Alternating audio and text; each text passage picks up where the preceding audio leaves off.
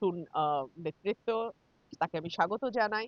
যে আমার service is no longer required, that's okay, fine.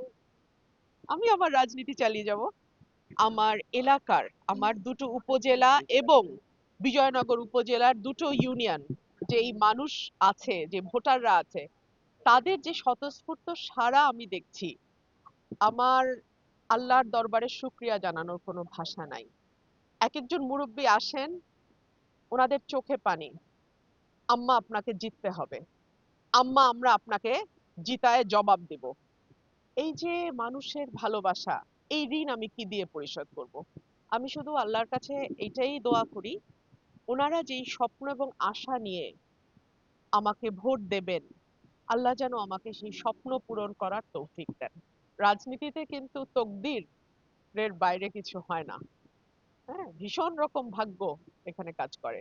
So আমার ভাগ্যে ঠিক ওটাই ঘটছে যেটা আমার বাবার সাথে ৭৩-এ ঘটেছিল। সো আমার বাবা, তখন নৌকার জোয়ার ছিল, আর কোনো দলের জোয়ার ছিল না। আমার বাবা স্বতন্ত্র জিতেছিলেন। এখন বাংলাদেশে এই মুহূর্তের প্রেক্ষাপটে যেহেতু আওয়ামী লীগ নাই, বিএনপির একটা জোয়ার দেখা যাচ্ছে, সেখানে আমি আবার স্বতন্ত্র দাঁড়াচ্ছি। সো এটাকে আমি ভাগ্যের খেলা ছাড়া আর কি বা বলতে পারি। যে আমার বয়স এবং আমার রাজনৈতিক অভিজ্ঞতার চেয়ে অনেক বড়, সেই দায়িত্ব আমি অক্ষরে অক্ষরে পালন করার সর্বোচ্চ চেষ্টা করেছি। যেটার একটা মানে একটা রূপ আপনারা দেখেছেন যখন ২০১৮ সালের সংসদে ১৯ সাল থেকে আমি জয়েন করি, এবং সেখানে আমার ভূমিকা কি ছিল। দল যখন ২২ সালের ডিসেম্বরে আমাকে পদত্যাগ করতে বলে, আমি এক মুহূর্ত চিন্তা করি নাই। যখন বলেছে, যেদিন বলেছে, তখনই আমি সেই মুহূর্তে পদত্যাগ করেছি। এরপরে দল যদি মনে করে নতুন নেতৃত্ব, তাকে আমি স্বাগত জানাই। যে আমার service is no longer required, that's okay, fine. আমি আমার রাজনীতি চালিয়ে যাব। সবাইকে আমি প্রতিপক্ষ মনে করি না, প্রত্যেকেই প্রতিদ্বন্দ্বী। আমরা একটা সুস্থ প্রতিদ্বন্দ্বিতার মধ্যে দিয়ে একটা সুস্থ রাজনৈতিক ধারা আনতে চাই।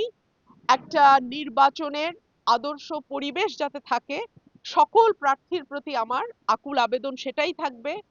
আমরা এক একজন এক এক দলকে রিপ্রেজেন্ট করতে পারি, কেউ স্বতন্ত্র হিসেবে আসতে পারি, কিন্তু প্রত্যেকে যেন নির্বাচনী আচরণবিধি আমরা পালন করি, সেই অনুরোধটা আমার নিজের প্রতিও থাকবে, সকলের প্রতিও থাকবে। কিছু কিছু জায়গায় আমার কর্মীদেরকে বলা হচ্ছে যে আহ, তাদের উপরে হয়তো মামলা দেয়া হবে বা কিছু। আমি বলেছি যদি এরকম কিছু হয়, নিশ্চয়ই আমি প্রশাসনকে সেটা জানাবো, এবং আমার মিডিয়ার ভাইরা তো আমার পাশে সব সময় আছেন, আপনারাও সেটা জানতে পারবেন।